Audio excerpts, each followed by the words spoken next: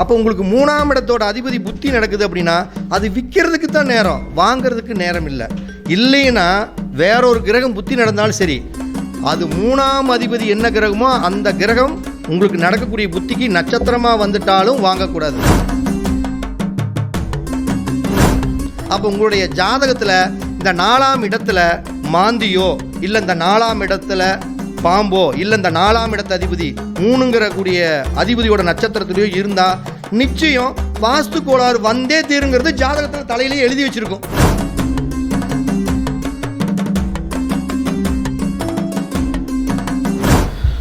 இப்போ சிவகுமார் ஐயா கேட்ட கேள்வி என்ன அப்படின்னு கேட்டிங்கன்னா, ஒரு ஜோதிடராக இருக்கிறீங்க, ஒரு வாஸ்து நிபுணராக இருக்கிறீங்க, புதுசாக அந்த வீடு கட்டலான்னு இருக்கிறவங்களுக்கு நீங்கள் என்ன பங்களிப்பீங்க? இதுதான் கேள்வி. உங்களுடைய பங்கு என்ன?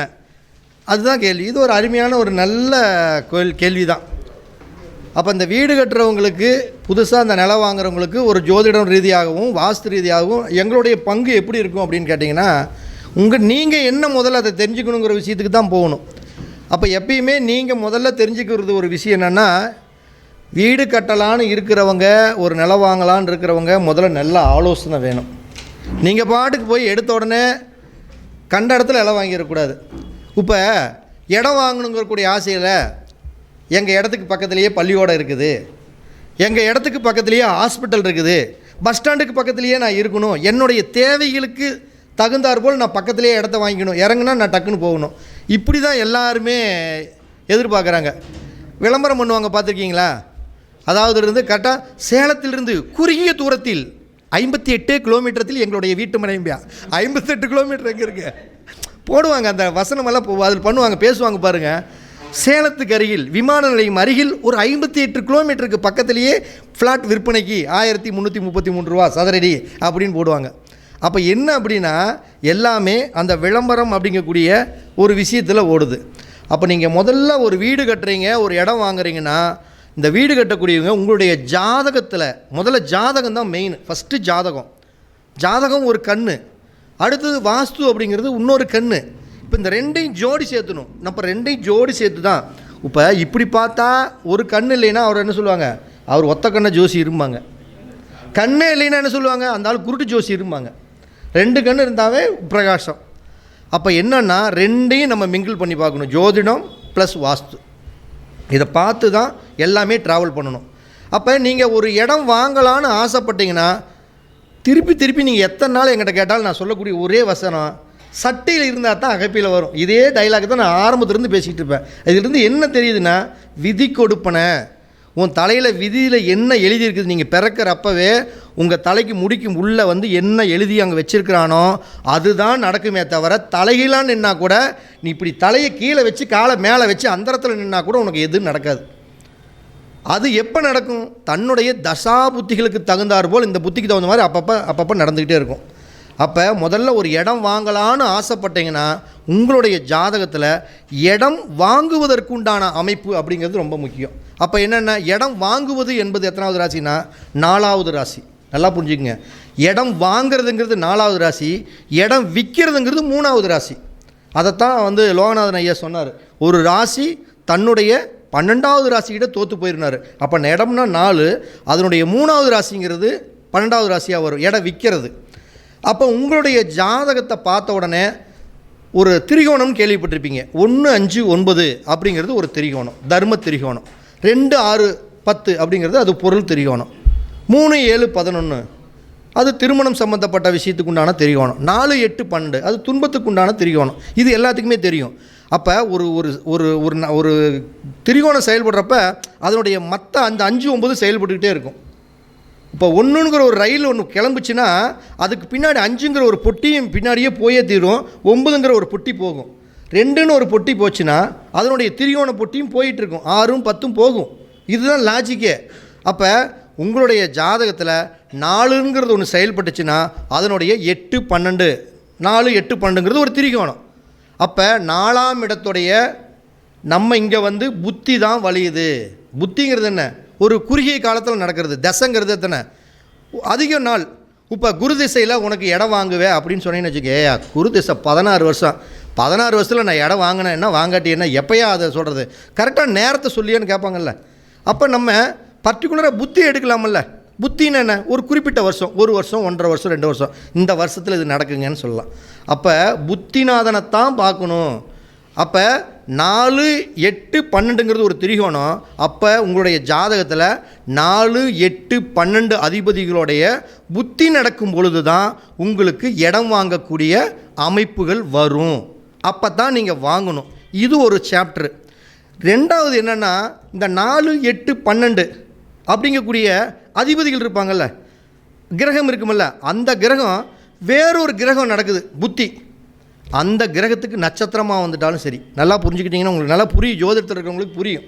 4, 8, 12ஓட அதிபதி நடக்கும் பொழுதும் சரி, அல்லது வேறு எந்த கிரகம் வேணுமாலும் புத்தி நடத்திக்கிட்டு இருக்குது, அந்த புத்தி 4ஆம் இடத்து அதிபதியோ 8ஆம் இடத்து அதிபதியோ 12ஆம் இடத்து அதிபதியோடையோ அந்த கிரகம் வந்து அவருக்கு நட்சத்திரமாக இருந்து ஒரு புத்தி நடத்தினா கூட இடம் வாங்கிடுவாங்க. அப்போ தான் வாங்கணுமே தவிர மித்த நேரத்தில் வாங்கக்கூடாது. அப்போ மித்த நேரத்தில் வாங்கவே கூடாது. அப்படின்னா 3ஆம் இடத்துடைய புத்தி நடக்கிறப்ப தயவு செய்து இடம் வாங்காதீங்க. உங்களுடைய ஜாதகத்தில் 3ஆம் இடத்து அதிபதியோட புத்தி நடக்கிறப்ப வாங்காது. ஏதை சொல்கிறோம்னா, ஒரு ஜோதிடராக ஒரு வாஸ்து நிபுணருடைய பங்கு என்னன்னு கேட்டீங்க நீங்கள். அப்போ உங்களுக்கு 3ஆம் இடத்தோட அதிபதி புத்தி நடக்குது அப்படின்னா அது விற்கிறதுக்கு தான் நேரம், வாங்கிறதுக்கு நேரம் இல்லை. இல்லைன்னா வேறொரு கிரகம் புத்தி நடந்தாலும் சரி, அது 3ஆம் அதிபதி என்ன கிரகமோ அந்த கிரகம் உங்களுக்கு நடக்கக்கூடிய புத்திக்கு நட்சத்திரமாக வந்துட்டாலும் வாங்கக்கூடாது. இதைத்தான் நீங்கள் புரிஞ்சுக்கணும். ரொம்ப இம்பார்ட்டண்ட்டான சிம்பிளான விஷயம். அப்போ இப்படி செயல்படும் பொழுது நீங்கள் வாங்கினீங்கன்னா என்னாகும்? 3ஆம் இடங்கிறது என்ன?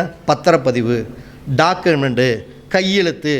அப்போ இந்த டாக்குமெண்ட்டில் எல்லாம் பொய்யான ஒரு தகவலை சொல்லி உங்கள்கிட்ட இடத்த ஒப்படைச்சிடுவானுங்க. இந்த 3ஆம் இடத்தோட புத்தி நடக்கும் பொழுது இந்த இடம் வந்து ஒன்று என்ன பண்ணுவாங்க, சென்ட்டு 50,000 ரூபாய்க்கு கூட போகாது. இந்த இடம் சூப்பராக விற்கும். நாளைக்கு பள்ளிக்கூடம் பக்கத்தில் இருக்குது, பஸ் ஸ்டாண்டு வரப்போகுது, கோயில், சினிமா தேட்டர், மால் ரெடி ஆகிட்டு இருக்குது, தண்டவாளமே இங்கே தான் வரப்போகுதும்யா, தண்டவாளம் இங்கேயும் வராது, பள்ளிக்கூடம் வராது. அப்படி அந்த ஆசையை காட்டு உங்கள் வீட்டு பண்ணுவான். நீங்கள் எல்லாம் என்ன பண்ணுவீங்க? இந்த 50,000 ரூபாய்க்கு போகாத இடத்த 1 லட்சம் ரூபாய்க்கு கொடுத்து வாங்கி 2 லட்சம் ரூபாய்க்கு கொடுத்து வாங்கிவிட்டு ஏன்டா இதை வாங்கணும் அப்படின்னு கஷ்டப்பட்டுட்டு இருப்பாங்க. வீட்டை கட்ட முடியாது. அப்போ நான் சொல்கிற மாதிரி ஜோதிடத்துடைய பங்கு என்னென்னா, 4, 8, 12ஆம் அதிபதிகள், அடுத்தது 4, 8, 12 என்ன கிரகமோ அந்த கிரகம் வேறொரு கிரகத்திற்கு நட்சத்திரமாக வந்தாலும் சரி வாங்கலாம். வாங்கவே கூடாதுன்னா 3ஆம் அதிபதி அல்ல வேறு ஒரு கிரகம் புத்தி நடந்தால் அந்த 3ஆம் அதிபதியோட சாரம் அங்கே அந்த புத்திக்கு போய் கிரகத்துக்கு நடந்தால் தயவு செய்து வாங்கினீங்கன்னா டாக்குமெண்ட்டு கடைசியில் எல்லாம் அட்வான்ஸ் கொடுத்ததுக்கப்புறம் என் தங்கச்சி கையெழுத்து போட மாட்டேங்குது, பத்திரத்தில் வந்து 3 பேர் கையெழுத்து போட்டால் தான் செல்லும்னு ஒருத்தர் வருவான். இத்தனை பிரச்சனை இருக்கும். இது எல்லாம் நீங்கள் முதல்ல பார்த்துக்கிட்டு தான் இடம் வாங்குறதுக்கே முதல்ல போகணும். இப்படி ஒரு இடத்த வாங்கிட்டீங்க, வாஸ்து நிபுணருடைய பங்கு என்ன அப்படின்னா, நீங்கள் பாட்டுக்கு குருட்டாம்பாக்கில் போய் வீட்டை கண்ட சௌரியத்துக்கு கட்டிடக்கூடாது. உங்கள் ஜாதகத்தில் வீடு கட்டுறதுக்கு உண்டான அந்த திசை, நீங்கள் எந்த திசை பிளாட் வேணுமாலும் வாங்கிக்கிங்க. உங்களோட ஜாதகத்தில் நீ இந்த திசையில் தான் போய் உட்காந்து வீடு குடியிருந்தால் தான் உனக்கு நல்ல யோகம்னா அந்த திசையை தான் நீங்கள் வீட்டை கட்டணும்.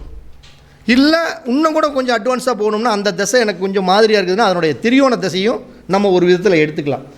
அப்போ ஜாதகத்தை பார்த்துட்டு எல்லாம் ரெடி பண்ணிகிட்டு இருக்கப்போ உங்கள் ஜாதகத்து ரீதியாகவே இந்த திசை பார்த்து தான் நம்ம வீடு கட்டணுங்கிறது முதல்ல நீங்கள் வந்துக்கணும். தயவுசெய்து நீங்கள் எங்கேயோ ஒரு பக்கம் உட்காந்துக்கிட்டு ஒரு படத்தை அனுப்பிச்சு இந்த படம் எப்படி இருக்குது, இந்த வீடு நல்லா இருக்குதா அப்படின்னு எல்லாம் கேட்கவே கூடாது. எப்படி நல்லாயிருக்கும்? கவுண்டமணி கதை தான், கவுண்டமணி கதை, செந்தில் கதை தான். என் தங்கச்சி எவ்வளவோ அழகாக இருக்குது, ஆனால் நல்ல மாப்பிள்ளை தான் கிடைக்க மாட்டாங்குது. உங்களை மாதிரி ஒரு நல்ல மாப்பிள்ளை கிடைச்சா பரவாயில்லையே அப்படின்னு செந்தில் சொன்னேன்னே, உன் தங்கச்சியோட ஃபோட்டோவை தான் காட்டுன்னு கவுண்டமணி கேட்பார். இவன் எடுத்து டக்குன்னு ஸ்ரீதேவி போட காமிச்ச உடனே செம்மையாக இருக்குது, இது இந்த பொண்ணுக்கு தான் நான் கட்டுனா தாலியை அப்படின்னு நினச்சி மணவரை வரைக்கும் எல்லாம் உட்காந்து வந்துட்டு, அண்ணே கொஞ்சம் தங்கச்சி பாரு, நான் பார்க்க மாட்டேன், தாலி கட்டிட்டு தான் பார்ப்பேன், தலைகளாக குதிப்பேங்கிற மாதிரி தான், பார்க்கவே மாட்டார். கரெக்டாக கவுண்டமணி இருந்தாலும் அந்த போட்டாவை அப்படி இப்படி வச்சுக்கிட்டு அப்படியே இப்படி பார்த்தோம்னா ஐயோ அம்மாம்பா, அது மாதிரி கதை தான் வந்து இந்த கதை. என்ன கதை? கண்ணால் பார்க்கணும், ஒரு இடத்த கண்ணால் பார்க்கணும். ஏன் கண்ணால் பார்க்கணும்னா அந்த இடம் அது கிழக்கு பார்த்த இடமாக இருக்கலாம், வடக்கு பார்த்த இடமா இருக்கலாம், தெற்கு பார்த்த இடமா இருக்கலாம், மேற்கு பார்த்த இடமா கூட இருக்கலாம். ஆனால் அந்த இடம் உண்மையாலுமே கிழக்கு தானா வடக்கு தானா அப்படின்னா ஒரு மனிதனுடைய கண் எப்படிங்கிற மாதிரியோ இந்த வாஸ்துக்கு திசை காட்டுங்கக்கூடிய கருவி அதுதான் கண். அந்த திசை காட்டும் கருவியை கொண்டு போய் அங்கே வச்சா தான் அது வடக்கு பார்த்த ஃப்ளாட்டா, கிழக்கா, தெற்கா, மேற்கான்னு தெரியும். அதில் வடக்கு பார்த்ததுக்கு வடகிழக்கு பார்க்குதா, இல்லை வடக்கு பார்த்ததுக்கு வந்து தென்கிழக்கு பார்க்குதா, இல்லை கிழக்கு பார்த்ததுக்கு தென்கிழக்கு பார்க்குதா, இல்லை வடகிழக்கு பார்க்குதா, இல்லை மேற்கு பார்த்ததுக்கு வாயு மூலை பார்க்குதா, இல்லை தென்மேற்கு மூலை பார்க்குதா, இப்படி எல்லா விஷயத்தையும் நம்ம முதல்ல தெரிஞ்சுக்கணும். அப்போ அதை தெரிஞ்சதுக்கப்புறம் தான் நீ அந்த இடத்துல என் மனம் மோசமாக இருக்குது, உச்சப்பகுதி பார்க்குதா, நீசப்பகுதி பார்க்குதா. அப்போ உச்சப்பகுதியை பார்த்தா வீட்டை கட்டலாம் அந்த திசையை பார்த்து, நீசப்பகுதியை பார்த்தா அந்த இடத்த உச்சப்பகுதி எதுவோ அதனை சார்ந்து வீடு கட்டக்கூடிய டெக்னிக்கை முதல்ல தெரிஞ்சுக்கணும். யார்? வாடிக்கையாளர்கள் வந்து இதை தெரிஞ்சுக்கணும். இதை தெரிஞ்சுக்கிட்டு தான் நீங்கள் வீடு கட்டுறதுக்கே உள்ளே போகணுமே தவிர, இதுக்கு முன்னாடியே 1008 விஷயம் இருக்குது. வாஸ்துக்கு முன்னாடியே நிறைய ப்ரொசீஜர் இருக்குது. அப்போ நீங்கள் ஒரு இடம் வாங்கிடுறீங்க. இந்த இடம் வாங்கினவன் உங்களுக்கே தெரியும், ஒவ்வொருத்தர் இடம் வாங்கிட்டு சந்தோஷமாக கொடுப்பாங்க. அவன் கடனுக்கு விற்கிறான், இருந்தாலும் இடத்த வந்து இந்த இடம் வந்து நான் ரொம்ப ஆசைப்பட்டு எங்கள் அப்பா எனக்கு வாங்கி கொடுத்தாரு, இருந்தாலும் நாங்கள் வீடு கட்டணும் தாங்க வாங்கினேன், எங்களால் கட்ட முடியல, நீங்களாச்சும் கட்டி சந்தோஷமாக இருங்க அப்படின்னு ஒருத்தர் கொடுப்பாங்க. இன்னொருத்தர் இடத்த கையெழுத்து போட்டு அப்படின்னு பொம்பளை அழுவாங்க, பார்த்துருப்பீங்க, அதையும் பார்த்துருப்பீங்க. ரிஜிஸ்டர் ஆஃபீஸில் வந்து இடத்த என்னமோ சும்மா என்னமோ எழுதி கொடுத்த மாதிரி இந்த பொம்பளை அழுதுகிட்டு இருக்குது, இந்த ஆம்பளை அழுதுகிட்டு இருக்கிறான். இடம் வாங்கணுன்ற ஒரு நிலைமை இருக்குது இல்லை, அவன் காசு கொடுத்து தானே வாங்குறான். அப்போ நீ போய் அழுதுகிட்டு கொடுத்தீங்கன்னா அந்த இடத்துல அவன் எப்படி போய் குடியிருக்க முடியும்? இடத்த சந்தோஷமாக கொடுக்கணும். அப்போ அந்த இடம் முன் ஜென்மத்தில் அந்த இடம் நல்ல இடமா, இல்லை அந்த இடம் ஏதாச்சும் சாபம் பெற்ற இடமா அப்படிங்கிறது ஒரு தெரியணுமில்ல. இது எப்படி தெரியும்? ஜோதிடம் தெரிஞ்சால் தான் தெரியும். அப்போ அந்த இடத்துல நம்ம ஒரு பிரசன்ன ஜாதகத்தை அப்ளை பண்ணி பார்க்கணும். அப்போ பிரசன்ன ஜாதகத்தை அப்ளை பண்ணிங்கன்னா அந்த பிரசன்னத்திலே தெரியும், இந்த இடம் நல்ல இடமா, இல்லை பூமி சம்மந்தப்பட்ட சல்லிய தோஷம் நிறைந்த இடமா, இல்லை இந்த இடத்த வாங்கினதுக்கப்புறம் அவங்க யோகத்தை அடைவாங்களா, இல்லை இப்போ வீடு கட்டலாமான்னு கேட்குறாங்களே, இந்த வீடு கட்டக்கூடிய நேரம் இப்போ கரெக்டான நேரமா, இல்லை இப்போ வீடு கட்டலாமா வேண்டாமா அப்படிங்கிறது அந்த பிரசன்னத்தை போட்டால் மட்டும்தான் தெரியும். நிறைய பேர் சொல்லுவாங்க, நைட்டு 11 மணிக்கு மட்டும் என்னென்னே தெரியல, சலக்கு சலக்குன்னு ஒரு சத்தம் மட்டும் அப்படியே கேட்குதுமே, ஒருத்தன் என் வீட்டுக்கு பக்கத்தில் கேட்குதும்பியா. இன்னொருத்தன் சொல்லுவான், என்கிட்டயே சொல்லிக்கிறாங்க, என்ன சொல்லுவாங்க, என்னென்னே தெரியலிங்க, வெள்ளிக்கிழமை 6 மணிக்கு மேலே மட்டும் சாம்பிராணி வாசம் அப்படியே வருது அப்படிம்பாங்க. கேள்விப்பட்டிருக்கிறீங்களா? வருதும்பாங்க. ஏன்னா உண்மையாலுமே வரும். அப்போ சாமி நடமாட்டம் இருக்குதா, இல்லை அந்த இடத்த முனியோட்டம் இருக்குதா, இல்லை தீய சக்திகளோட நடமாட்டம் இருக்குதான்னு எப்படி கண்டுபிடிக்க முடியும்? அது கண்டிப்பாக அந்த பிரசனத்தின் மூலமாக அதை தெரிஞ்சுக்கலாம். அப்போ தெரிஞ்சுக்கிட்டோம்னா என்ன பண்ண முடியும்? அந்த நிவர்த்தி அதுக்கு என்ன பண்ண முடியும்? அப்படி அந்த நிவர்த்தி பண்ணிட்டு தான் நீங்கள் அந்த இடத்த வீடு கட்டணும். நிவர்த்தி பண்ணாமல் வீடு கட்டினீங்க அப்படின்னா அது வந்து உள்ளே குடியிருந்துக்கிட்டு வீட்டில் என்ன பண்ணும்? பாம்பு ஒரு வீட்டுக்குள்ளே உள்ளே பூந்துக்குச்சு, கதவை திறக்கிறோம், பாம்பு உள்ளே போயிடுச்சு. ஆனால் அந்த பாம்பு வெளியே வரலைங்கிறது மட்டும் எல்லாத்துக்குமே தெரியுது, உள்ளே தான் இருக்குதுன்னு தெரியும். வீட்டில் தூங்குவீங்களா? 10 நாளாக இருந்தாலும் வீட்டுக்குள்ளே தூங்க மாட்டேன். அவன் இந்த பாம்பை அடித்து ஒன்று கொல்லணும், இல்லைன்னா பாம்பை வெளியில் கொண்டு போய் விட்டுறணும்.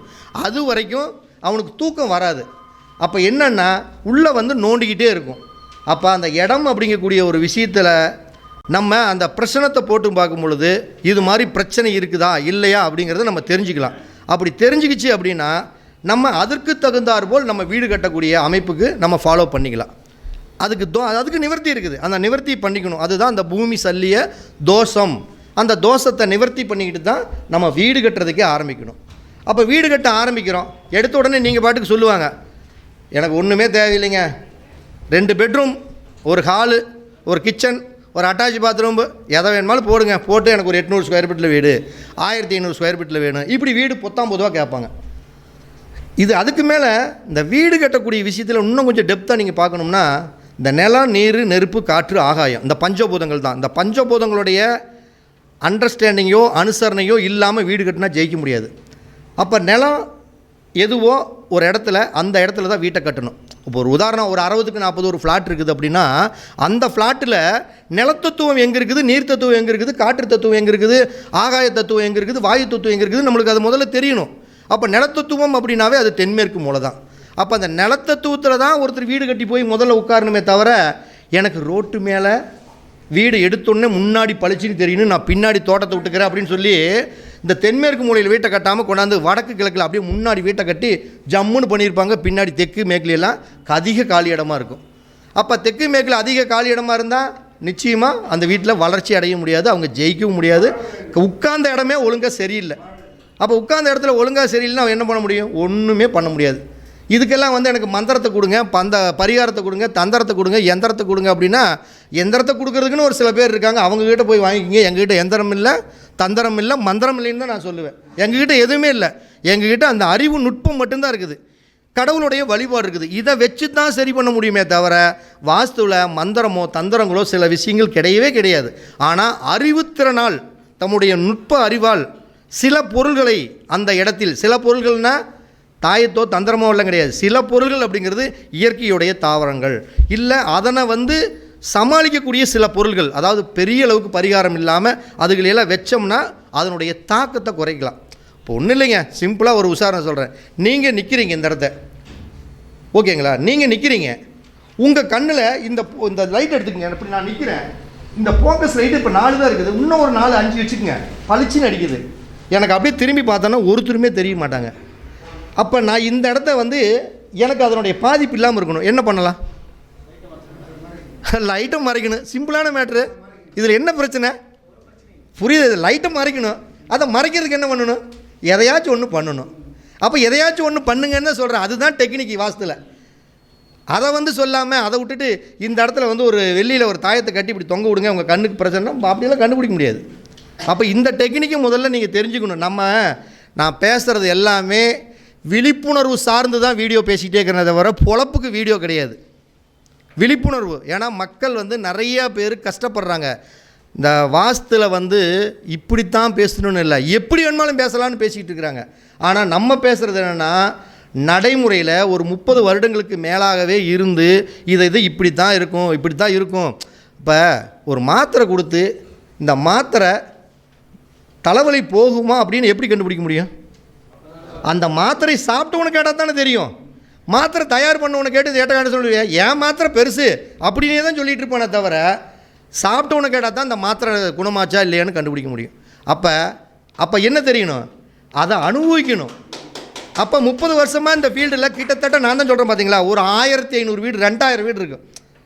அத்தனை வீட்டுக்கு மேப் போட்டு கொடுத்தாச்சு, அத்தனை வீட்டை கட்டிங் கொடுத்துருக்குறோம். அத்தனை வீட்டில் ஜெயிச்சாங்களா தோத்தாங்களா என்ன பண்ணினாங்க அப்படின்னு பார்த்து பார்த்து பார்த்து பார்த்து ஊறி போயிடுச்சு. இப்படி தான் அப்படிங்கிறது. அப்போ இதை தெரிஞ்சுக்கணும். அப்போ அந்த நிலத்தை தூங்குற இடத்துல வீட்டை கட்டினா மட்டும்தான் நீங்கள் முதல்ல ஜெயிக்க முடியும். அதுதான் ஒரு வாஸ்து நிபுணருடைய பங்கு. நாங்கள் வந்தோம்னா இதை தான் உங்களுக்கு ஒரு பங்காக வைக்க போகிறோம். அப்போ வைக்கிறப்ப முதல்ல அடுத்தது என்ன பண்ணணும்? இந்த மூலையில் வீட்டை கட்டுறேன்னு சொல்லிட்டோம். அடுத்தது என்ன பண்ணணும்? உங்களுடைய ஜாதகத்தை பார்த்து வீடு கட்டலான்னு ஓகே பண்ணிட்டோம். அப்போ எல்லாருமே தெரிஞ்சுக்கிறாங்க. ஒருத்தர் என்ன பண்ணுறாங்க, வீட்டை கட்டுறதுக்கு போன உடனே எனக்கு தாங்க பத்திரத்தில் என் பேர் தான் இருக்குது, எனக்கு சொல்கிறீங்க, அடுத்து நாளைக்கு என் பையனுக்கு கொடுக்க போகிறேன், அதுக்கடுத்து என் பையனுக்கு இன்னொருத்தனுக்கு கொடுக்க போகிறேன் அப்படின்னு எல்லாத்துக்குமே சொல்லுவாங்க. அப்போ ரெக்கார்டு யார் பேரில் இருக்குதோ அவங்களுக்கு தாங்க செல்லு. இப்போ என் பேரில் இருக்குது அப்படின்னா என் பையனோ என் பிள்ளையோ வந்து எடுத்த உடனே இன்றைக்கி எங்கள் இடத்த நான் விற்கிறேன் அப்படின்ட்டு வந்து கையெழுத்து போட்டால் எவனாச்சும் வாங்க வருவானா? ஒன்றுக்காகாத ஒரு ஆளாக இருந்தாலுமே அவங்ககிட்ட புடி இருந்ததுன்னா அவன் தான் ஹீரோ. அவன் ஒன்றுக்கு ஆகாதவன் இருக்கட்டும், சப்ப மேட்டராக ஒரு படத்தில் கேட்ட மாதிரி ஒரு படத்தில் பார்த்துருப்பீங்க, இன்கம் டேக்ஸ் அதிகாரிகள் எல்லாமே வந்துடுவாங்க. அங்கே சூரி வந்து மானஸ்தன் யார்? நான் தாங்க. உங்கள் பேரில் வந்து பேங்கில் வந்து 75 கோடி ரூபா சுவிட்ச் பேங்கில் இருக்குது, என் பேர்லையா 35 கிலோ தங்கம் இருக்குது எனக்கா அப்படின்பான்ல, அதை நீங்கள் பார்த்துருப்பீங்க. அது மாதிரி பத்திர ரெக்கார்டு யாரோ அவங்கள தான் நீங்கள் பார்க்கணுமே தவிர வீட்டில் சம்சாரத்தை பார்க்கணும், பையனை பார்க்கணும், அதுக்கடுத்த தலைமுறை நிலை இல்லை. ரெக்கார்டு பேசும். அப்போ உங்களுடைய ஜாதகத்தில் தலையில் திருப்பி மீண்டும் அதான் சொல்கிறேன், சட்டியில் என்ன இருக்குதோ அகப்பியில் அதுதான் வரும்.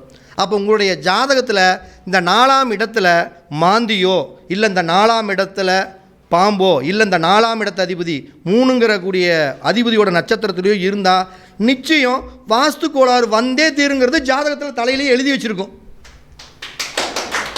அப்போ நீங்கள் பார்த்துக்கலாம், நம்ம ஜாதகத்தில் 4ஆம் இடத்துல மாந்தி இல்லை 4ஆம் இடத்துல ராகு கேது, அடுத்தது 4ஆம் இடத்துக்கு உண்டான அந்த கிரகம் 3ஆம் இடத்து அதிபதியோட நட்சத்திரத்துலாம் இருக்குதுன்னா நீங்கள் நிச்சயமாக வாஸ்து சம்மந்தப்பட்ட விஷயத்தில் பிரச்சனையை அனுபவிப்பீங்கிறது இங்கே ஜாதகத்தில் தெரிஞ்சிடும். அப்போ இப்படி ஜாதகத்தில் தெரிஞ்சு என்ன பண்ணலாம்? கொஞ்சம் நீங்கள் புத்தியாக செயல்படணும். வீடு கட்டுறப்ப நம்ம நல்லா வாஸ்து பார்த்துக்கணும், நல்ல அளவை பார்த்துக்கணும், நல்லா ஒரு முறைக்கு 2 தடவை மேப்பை செக் பண்ணிக்கணும், இப்படி எல்லாம் பார்த்து தான் இறங்கணுமே தவிர நீங்கள் பாட்டில் குருட்டாம்பாக்கில் இறங்கிடக்கூடாது. இறங்கிட்டு கடைசியில் ஐயோ நாள் வராது, அம்மா நாள் வராது. காசை போட்டது தான், நட்டது தான், இடிச்சே வேலை செஞ்சாகணும். அப்போ இப்படி முதல்ல உங்கள் ஜாதகத்தில் பார்த்துக்குங்க. இப்படியெல்லாம் இருக்குது அப்படின்னா அதுக்கு தகுந்தாற் போல் வீடு கட்ட அமைக்கிறதுக்கு உண்டான பார்த்துக்கணும். அடுத்தது வாஸ்துப்படி எது எங்கெங்கே இருக்கணும், கரெக்டாக அதை தான் அங்கங்கே கரெக்டாக ஃபிட் பண்ணணும். நம்ம இன்றைக்கி நிறைய ட்ரெண்டிங்கில் இந்த பூஜை ரூம்பு தான் வந்து நிறைய ப்ராப்ளம் ஓடிட்டுருக்குது. பூஜை ரூம்பு ஒரு ஆள் அக்னி மூலையில் வைங்கிறான், ஒருத்தன் வாயு மூலையில் வைங்கிறான், ஒருத்தன் வந்து அக்னி ஈசானியத்தில் வைங்கிறாங்க, ஒருத்தர் தென்மேற்கு மூலையில் வைங்கிறாங்க. இன்னும் ஒருத்தருமே இதுதான் எந்தெந்த மூலையில் போகணுங்கிறது ஒரு அமைப்பே இல்லைங்கிற கண்டிஷனுக்கு போயிடுச்சு. ஏன்னா ஒவ்வொருத்தரும் ஒவ்வொரு ட்ராக்கில் சொல்கிறாங்க. அப்போ இதுக்கு முதல்ல என்னன்னு இன்னும் தெரியல. இது தான் என்ன சொல்கிறாங்க பஞ்சாங்கத்தில், திருக்கணிதம் பெருசா வாக்கியம் பெருசான்னு ஒரு ஓடிட்டு இருக்குது. இன்னும் அதுக்கு தீர்வு இல்லை. அது மாதிரி இந்த பூஜை அறையை வந்து இங்கே தான் வைக்கணும், இங்கே தான் வைக்கணுங்கிறது ஓடிட்டே இருக்குது. அப்போ இது ஓடிட்டே இருக்கிறது நம்ம எப்படி கண்டுபிடிக்கணும்னா அனுபவத்தில் தான் கண்டுபிடிக்க முடியும். அப்போ அனுபவத்தில் கண்டுபிடிக்க முடியும் அப்படின்னா நீங்கள் நல்லா தெரிஞ்சுக்கணும். நவகிரகங்கள்ங்கிறது தான் தெய்வம். தெரிஞ்சுக்கிட்டீங்களா?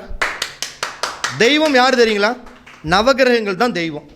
நம்மளுக்கு கண்ணுக்கு தெரிய கடவுளுங்கிறது நம்முடைய முன்னோர்கள், தாத்தா பாட்டி இவங்க எல்லாமே. ஆனால் உண்மையாலுமே நவகிரகங்களும் பஞ்சபூதங்களும் தான் கடவுள். அவங்களுடைய அவதாரம் தான் தெய்வங்களாக மாறுச்சு. நவகிரகங்களில் சூரியன் சிவனாக, சந்திரன் பார்வதியாக, செவ்வாய் முருகனாக, புதன் பெருமாளாக, குரு தட்சணாமூர்த்தியாக, சனி பகவான் சனியாக, ராகு கேதுகள் பாம்புவாக, இப்படி தான் மாறுச்சு. பேரு வகையில் இப்படி மாறுச்சு. அப்போ இப்படி மாறும் பொழுது அதை வந்து நம்ம தெளிவாக தெரிஞ்சுக்கணும். அப்போ நேத்தா இன்னைக்கா இந்த சம்பவம் அப்படிங்கிறது நம்ம தெரியணுமல்ல. அப்போ இது வந்து நம்ம அனுபவத்தில் தானே பார்க்கணும். இந்த சாமி ரூம் வைக்கிறதுக்கு அனுபவத்தில் எங்கே பார்க்கணும்? நம்மளுக்கு முன்னோர்கள் வந்து பெரிய பெரிய கோயிலை கட்டி வச்சுட்டு போயிட்டாங்க. கிட்டத்தட்ட 1000 வருஷத்துக்கு முன்னாடி கட்டின கோயிலெல்லாம் இருக்குதுல்ல. அன்றைக்கி அவன் சாஸ்திரம் பார்த்துருப்பானல்ல. இன்றைக்கி தான் பஞ்சாங்கத்தை போட்டு இந்த ராசி இந்த நட்சத்திரம்னு அடிச்சு இப்படின்னு சொல்கிறான். அன்றைக்கெல்லாம் ஒன்றும் இல்லை, அவன் பேப்பரை போட்டு இப்படி சூரியனை பார்த்து இத்தனை மணி இது இப்படின்னு போட்டு அடுத்து ஒரு 10 நிமிஷத்தில் ஜாதகத்தை தயார் பண்ணிடுறாங்க. அந்தளவுக்கு டேலண்டாக இருந்தவங்களாம் இருக்காங்க. அப்போ என்ன தெரியணும் நம்மளுக்கு? அந்த கோயிலில் நீங்கள் போய் பார்த்தீங்கன்னாவே இது எது உண்மைன்னு தெரிஞ்சு போயிடும். அப்போ இந்த நவகிரகங்கள் நீங்கள் எந்த கோயிலுக்கு போனீங்கனாலும் ஈசானிய மூலையில் தான் இருக்கும். நீங்கள் போய் பாருங்கள், பார்க்காம போய் பேசுனா எப்படி போயிருக்கும்? நவகிரகங்கள் ஈசானிய மூலையில் தான் இருக்கும். அப்போ நீங்கள் எங்கே வைக்கணும்? ஒன்று ஒரு விஷயத்தை சொன்னால் ஒரு பாவத்துடைய நேர் எதிர்பாவங்கிறது 7வது ராசி தான் தெரியும். அப்போ எதிர்பாவம் அப்படிங்கிறது வந்து ஈசானிய மூலையில் சாமி ரூம்பு வச்சா அது நேர் எதிர் மூலைங்கிறது தென்மேற்கு மூலை தான். அங்கே தான் மீண்டும் சாமி ரூம்பு வைக்கலாம். இந்த 2 இடம் தான் சாமி ரூம்புக்கு. இல்லைன்னா வடக்கு மையப்பகுதி, தெற்கு மையப்பகுதி, மேற்கு மையப்பகுதி, இந்த இடத்தையெல்லாம் நம்ம வச்சுக்கலாம். அந்த அக்னி மூலையிலலாம் எனக்கு தெரிஞ்சு நான் யாரையும் குறை சொல்ல, வச்சவங்களெல்லாம் நான் ரொம்ப கஷ்டப்பட்டு நொந்து போயிருக்கவங்கள நிறைய பேர்த்த பார்த்துட்டேன். இதை நீங்கள் கவனமாக கடைபிடிக்கணும். அப்போ வாஸ்துப்படி ஒரு மேப்பை முதல்ல ரெடி பண்ணணும். அது கரெக்டாக ஹால் எங்கே இருக்கணும், பெட்ரூம் எங்கே இருக்கணும், படுக்கக்கூடிய அறை அப்படிங்கிறது வந்து எப்பயுமே படுக்கை அறை எதுக்கு வைக்கிறோம்? தாம்பத்திய சுகம், குடும்பம் வளர்ச்சி அடைகிறதுக்காக. இந்த குடும்பத்தை தாம்பத்தியத்தை அடுத்த வளர்ச்சி அடைகிறது எங்கே அப்படின்னா ராகு பகவானால் தான் முடியும். ஒரு தாம்பத்தியத்தை அடுத்த வளர்ச்சி கொண்டு வரது ராகு பகவான் தான். அப்போ ராகு எங்கே இருக்கிறாரோ அங்கே வையா படுக்கறைய. ராகு எங்கே வச்சுட்டு இருப்பார்? நவகிரகத்து கோயிலில் பார்த்தீங்கன்னா தென்மேற்கு மூலையில் தான் ராகு இருப்பார். அங்கே தான் படுக்கை அறையாமல் வைக்கணும். வீட்டில் காலையில் வந்து ஒரு குழந்தைக்கு ஒரு தாய் வந்து சோறு விட்டுறாங்க. என் கண்ணே மணியே சாப்பிட்றா என் தங்க, மூக்கை ஒழுதுகிட்டு இருக்கு அந்த குழந்தை. என் குழந்தை பாரு இவ்வளோ அழகாக இருக்குதுங்க. அவன் ஒழுதுகிட்டு இருந்த மூக்கை இந்த பக்கம் சிந்திட்டு இருப்பியான், என் தங்கமே அப்படிங்க அந்த அம்மா. அப்போ என்ன அர்த்தம்? அந்த குழந்தைக்கு அது தங்கம்தான். அப்போ தாய் சோறு விட்டுருது. முதல்ல ஒரு குழந்தைக்கு சோறு விட்டுறது யார்?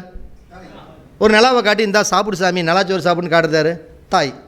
அப்போ அந்த தாய் சோறு விட்டுறது. இந்த தாய் எங்கே இருக்கிற எங்கே இருக்குது? சந்திரன். சந்திரன் நவகிரக கோயிலில் தென்கிழக்கில் தாங்க இருக்குது. அதனால தாங்க அங்கே சமையல் அறையை வைக்க சொன்னேன். சோறு விட்டுறதுனால தான் குழந்தைக்கு சோறு ஆக்குறது எங்கே? சமையல் அங்கே தான் வைக்கணும். அதை விட்டு மாற்றி வைக்கக்கூடாது. அப்போ இது மாதிரி சமையலறை எங்கே இருக்கணும், பெட்ரூம் எங்கே இருக்கணும், ஹால் எங்கே இருக்கணும், கிச்சன் எங்கே இருக்கணும்ட்டு இந்த நவகிரகங்களுடைய இந்த பஞ்சபூதங்களை நிலம் நீர் நெருப்பு காற்றெல்லாம் ஒரு இடத்துல ஃபிட் பண்ணி சேர்த்து வச்சுக்கிட்டு ஒரு தொகுப்பு ஒரு கட்டமாக உருவாக்கி வச்சுக்கிட்டு அதுதான் வாஸ்து. இதை வந்து எது எது எங்கெங்கே இருக்கணுமோ அதையெல்லாம் ஒருங்கு சேர்த்து வச்சதோடு நம்ம வாஸ்துவோடைய பங்கு முடிஞ்சிருதே தவிர அதுக்கு மேலே அடிப்பொருத்தங்களுடைய பங்கு தான் அடுத்தது வரணும். இப்போ ஏன் இவ்வளோ தூரம் நம்ம லென்த்தாக பேசுகிறோம்னா இப்படி எல்லாம் தான் வாஸ்து நிபுணருடைய பங்கு, ஜோதிடத்துடைய பங்கு இருக்குதுன்னு சொல்கிறேன். அப்போ மனையடி சாஸ்திரம்னா என்ன? அடியுடைய சாஸ்திரம். அதாவது ஒரு மனைங்கிறது மனைவி, அடிங்கிறது என்ன? நம்ம எடுத்து வைக்கக்கூடிய ஒரு செயல்பாடுகள். சாஸ்திரங்கிறது என்ன? ஒரு விஷயங்களை சரியான முறையில் ஒழுங்குபடுத்துது. அப்போ நம்முடைய மனை அப்படின்னா மனைவி, நம்முடைய குடும்பம். அப்போ நம்முடைய குடும்பத்திற்காக ஒரு சரியான அளவுகளை கொண்டு ஒரு சாஸ்திரத்தை ஒழுங்குபடுத்தி அமைக்கக்கூடிய பெயர் தான் மனையடி சாஸ்திரம். அப்போ அந்த மனையடி சாஸ்திரத்துக்கு நம்ம முக்கியத்துவம் கொடுக்கணும். அது மனையடி சாஸ்திரத்தில் எல்லாமே அப்பப்போ ஒரு அடிக்கணக்கு அப்படி, அதாவது ஒரு முழம் ஒரு ஜான் அப்படின்ட்டு இருந்தது. இப்போ நான் ஒரு முழம் வச்சோன்னா நான் 6 அடி இருக்கிற நான் வச்சேன்னா அவ்வளோ தூரம் போகும். இத்திலூன் இருக்கிற ஆள் வச்சானா இவ்வளோ தூரம் தான் போகும். அதுக்கு ஒரு கணக்கு வேணுமில்ல. அது ஒரு கணக்கு வேணுங்கிறதுக்காக தான் ஆங்கிலேயர் காலத்தில் அடி கணக்கு அப்படின்னு ஒரு கண்டுபிடிச்சாங்க. 12 இன்ச்சு வச்சது ஒரு அடி அப்படின்னு. அப்போ அந்த அடிசாஸ்திரம் நம்மளுக்கு தெரியணும். அடிசாஸ்திரம்னு என்ன? 6 அடி நன்மை, 8 அடி நன்மை, 10 அடி நன்மை, 11 அடி நன்மை, இப்படி அடிக்கணக்கு இருக்குது. இந்த அடிக்கணக்குகளை சரியாக பயன்படுத்தணும். இதில் எல்லாத்துக்குமே டவுட் என்ன? இதை உள்ளளவாக வைக்கிறதா இல்லை வெளிக்கு வெளி வைக்கிறதா? இது எல்லாத்திட்டையுமே இருக்குது. ஒரு சில பேர் என்ன வராங்க, வெளிக்கு வெளி வை அப்போது உள்ள நீ எதை வேணுமானு வச்சுக்கங்கிறான் ஒருத்தன். அப்போ மூஞ்சி நல்லா மேக்கப் போட்டு, இப்போ நான் கேட்குற கேள்வி, நல்ல ஆள் நல்லா பர்சனாலிட்டியாக மேக்கப் போட்டு பொட்டு வச்சு நல்லா சிங்காரிச்சு நல்லா வந்த ஒருத்தன் வர்றான். ஆனால் பண்ணுறது பூரா அத்தனையும் அயோக்கியத்தனம். உள்ள பூரா ஒன்றுமே இல்லை. ஒரு பக்கம் குடல் அருந்து கிடக்குது, ஒரு பக்கம் கிட்னி வேலை செய்யலை. இன்னொருத்தனுக்கு இவன் சொல்கிற மாதிரி படத்தில் சொல்கிற மாதிரி தான், என்னால் குமிய முடியலைங்க, சரி ரைட்டு. அடுத்தது என்ன?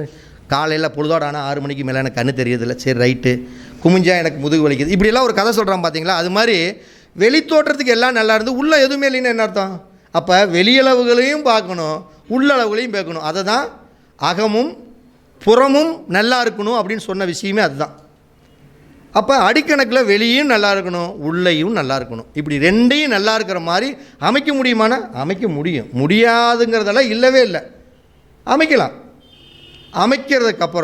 அதுக்கப்புறம் தான் நம்ம மனை சாஸ்திரத்தையுடைய முன்னோர்கள் வகுத்த அந்த பொருத்தங்களை பார்க்கணும். இன்றைக்கும் வந்து பார்த்திங்கன்னா எடுத்த உடனே ஒரு பொண்ணு மாப்பிள்ளை ஜாதகத்தை கொடுத்துட்றாங்க. கொடுத்தோடனே நீங்கள் என்ன பார்க்குறீங்க?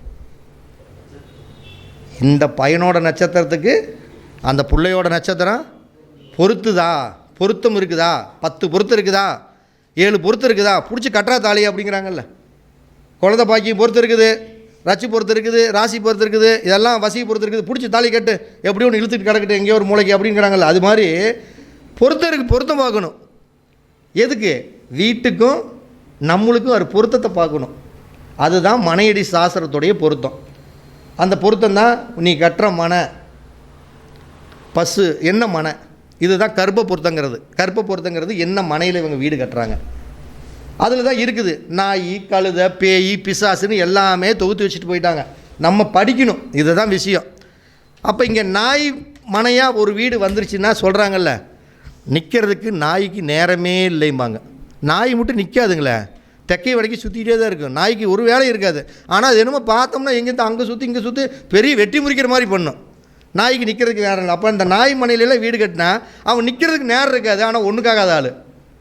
புரியும், நான் சொல்கிறது உங்களுக்கு புரியுன்னு நினைக்கிறேன். இந்த கழுத மனை அப்படின்னு ஒன்று வரும். கழுத மனைன்னு வச்சுக்கோங்க, தூக்கி வீட்டில் இருக்கிற உலகத்தில் இருக்கிற சுமையை பூரா எல்லாம் ஏற்றிக்குவான். அவன் பாட்டுக்கு காலமுறை சொல்லுவான், வீட்டை கட்டின அன்னைக்கு நான் வாங்கின கடன், செத்து போன அன்னைக்கு பணம் தெளிப்பியோ எந்திரியா முதல்ல நீ அந்த வாங்கின கடன் என்னாச்சு அப்படின்னு ஒருத்தர் எழுப்புவான். கழுத சுமந்த மாதிரி புதிய சுமந்துக்கிட்டே இருக்கணும். அப்போ இந்த வீட்டுக்கு இந்த கழுத மனை, நாய் மனை, இந்த மாதிரி தப்பான மனைகள் எல்லாம் வரக்கூடாது. அதுக்குத்தான் இந்த பொருத்தம் பார்க்குறது. அப்போ பொருத்தம் நல்லா இருக்கணும். ஃபஸ்ட்டு இந்த மனப்பொருத்தம் நல்லா இருக்கணும். அது என்ன மனை? பசு மனையா, யானை மனையா, சிங்கத்தோட மனையா, இல்லை கருடனோட மனையா? இப்படி மனையை தேர்ந்தெடுத்திங்கன்னா உங்களுடைய வாழ்க்கை அது அற்புதமாக இருக்கும். பசு மனை தாயை போல வாழ்க்கை, சிங்கத்தோட மனை சீறி எழுந்து கொடுக்கக்கூடிய வாழ்க்கை, கருடனோட மனை உயரம் உயரம் பறந்துக்கிட்டே இருப்பான். புரியுதுங்களா? அப்புறம் வரவு செலவு வீட்டை கட்டினதுக்கப்புறம் ஒரு ஆள் சொல்லுவான், ஷோ கம்முன்னு வாடகை வீட்டில் 7,000 ரூபாய் கொடுத்துட்டு சிவனேன்றதை இவ வேச்சை கேட்டு நான் வீட்டை கட்டி போட்டு இப்போ தேவையில்லாத வேலை மாதம் கண்டா மாட்டிக்கிட்டு வட்டி கூட என்னால் கட்ட முடியல. அன்றைக்கி 7,000 ரூபா தான் வீட்டுக்கே வாடகை கொடுத்துட்டு இருந்தேன், இன்றைக்கி 9,500 வட்டியே கட்டிகிட்டு இருக்கிற இவ்வளோ நினச்சி கொடுமையாக இருக்குது தம்பி ஒருத்தன். அப்போ என்னென்னா வரவு செலவு இல்லாமல் வீட்டை கட்டி போடுறது, அதுதான் ஆதாய விரயம்.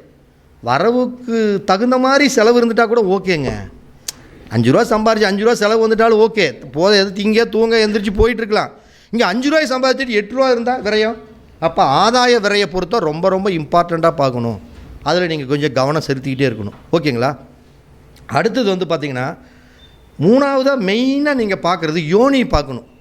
யோனி அப்படிங்கிறது என்னென்னா எல்லாத்துக்குமே தெரியும். ஒரு திருமண பொருத்தத்தில் பார்ப்பாங்க யோனி பொருத்தம். யோனி பொருத்தம்னா அந்த அவங்களுடைய உறவு முறைகள் 2 பேர்த்துக்கும் அந்த தாம்பத்திய சுகத்தில் அந்த உறவுகள் சரியாக ஈக்குவலாக பேலன்ஸ் பண்ணி கொண்டு போகிறாங்களா அப்படிங்கிறது தான்.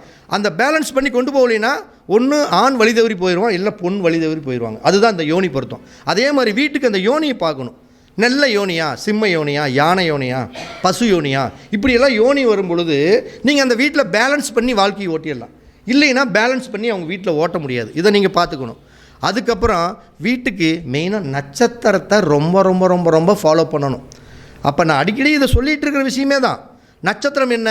வீட்டுடைய கட்டக்கூடிய ஓனராரோ அவருடைய நட்சத்திரத்திற்கு எப்பயுமே வைநாசிகம் என்று வர சொல்லக்கூடிய 22வது நட்சத்திரமாக இந்த மனப்பொருத்தத்தில் வந்துட்டால் சத்தியமாலுமே சொல்கிறேன், நான் நடைமுறையில் பார்த்துட்டேன், நீங்கள் தங்கமாக ஒரு வீடு கட்டினாலுமே அந்த வீட்டில் ஜெயிச்சதாக சரித்திரமே இல்லை. அதை நம்ம நல்லா பார்த்துக்கணும்.